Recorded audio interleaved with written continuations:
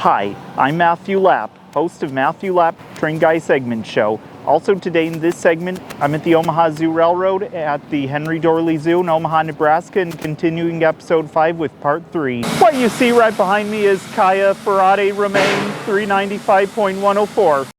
Caile Ferate Romane 395.104 was built by Cross in Linz, Austria in 1890 and is the 2360th steam locomotive built by that factory and is an 062T type steam locomotive and is a 395 class steam locomotive.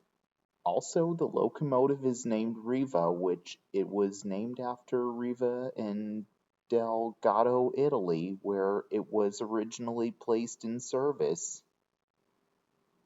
It is one of 3 sister steam engines built for the Moriarco Riva del Garda tramway, which is located on the southern edge of the Austrian Empire at Lake Garda, which is now Italy, and during its career on that line, it was originally numbered 2. It worked there until 1915 when the rail line was heavily damaged due to the war. It was then turned over to the K&K Feldbahn from 1918 till 1941 and served on an industrial railway during World War I and was stationed in Stry, Poland in Galizien, which is now Ukraine, until 1939. During the mid-1930s, at the beginning of World War II, the area was taken over by Russia. That year, Germany captured the area and brought the locomotive to Siebenbürgen and then part of Hungary and was renumbered 395.104 and worked the Lamva-Sutic Hungarian State Railways until 1944 when the area fell to Romania. The locomotive finished out the days on the Caile Ferate Romane, working on the Alba Louis Zlatna line until retirement in 1968. The locomotive was owned by Placer and Thur of Vienna, Austria, till the year 1973. With the help of Union Pacific Railroad and Joseph Thur, president of Placer and Thur, the locomotive was donated to the Omaha Zoo in Omaha, Nebraska for the Omaha Zoo Railroad in 1974. Union Pacific's Omaha shops rebuilt parts of the locomotive to bring it up to the United States operating standards. By 1976, it started operating at the Omaha Zoo Railroad. Primarily, the locomotive hauls more cars than the other steam locomotive on the tracks around the zoo. The overhaul consisted of major running gear work, the installation of American air brake equipment, and conversion from coal to oil firing. The locomotive was then repainted and the missing parts such as the headlights and bell were replaced. It entered service at the zoo that year during the annual Family Night Members Day event and has operated almost every year since then.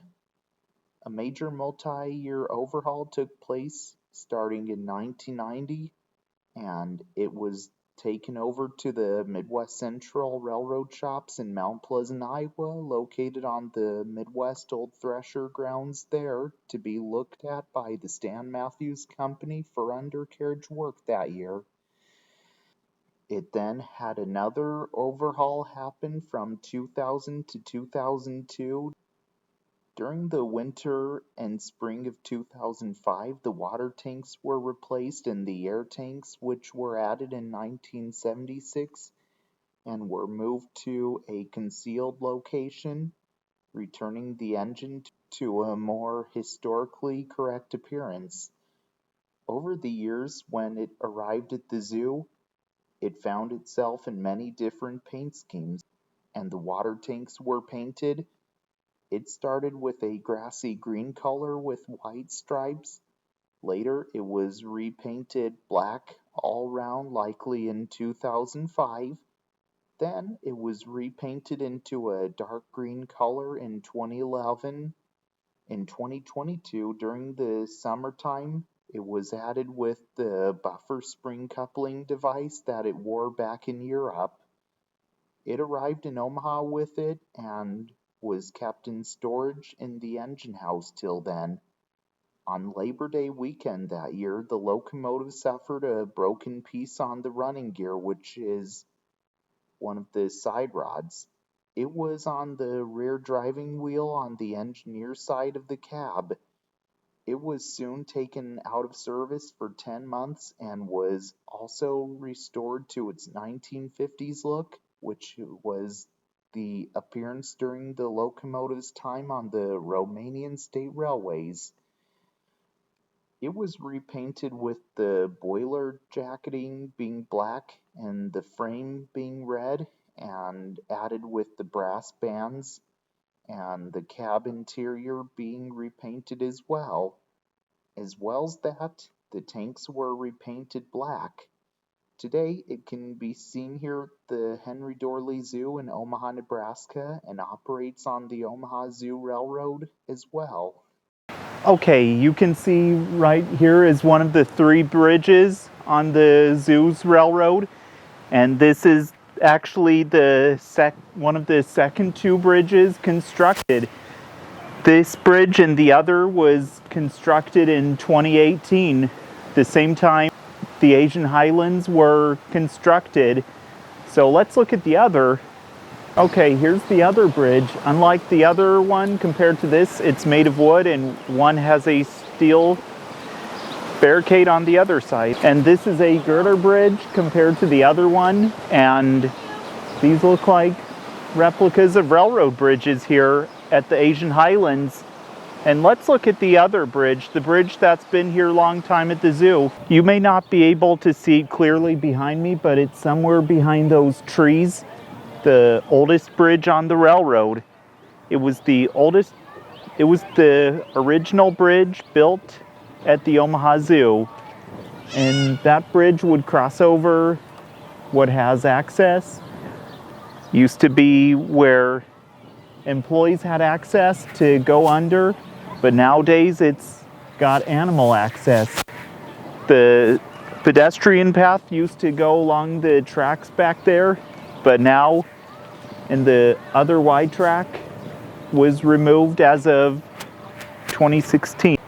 Also, there's a sign on the bridge saying to people not to walk on it because, as I said, there used to be a pedestrian path closer to the tracks, and it was there until this pond was put where it used to be, and the sign still remains there to this day. Okay, although this cart is not part of the zoo's train here at the Omaha Zoo, this cart is just inside the Desert Dome, but not part of the Omaha Zoo Railroad.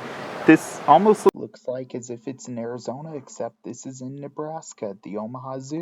It even represents mining happened in deserts long ago. Well, I hope you all enjoyed learning about trains with me today in Matthew Lapp Train Guy segment show. Also, I hope to see you all again in the next segment. And if you didn't subscribe to my channel yet, the subscribe button is just down below the video screen. And if you didn't give my Facebook page a like yet, here's where you can like the Facebook page. And if you didn't follow the Instagram page, please consider doing so. It's where you can find it right here. And also be sure to get your merch at teesprings.com. Link is in the description box below, along with Facebook and Instagram pages. And remember to subscribe to the Train Guy. So this is Matthew Lapp, host of Matthew Lapp Train Guy segment show. Sign now until next time. All aboard.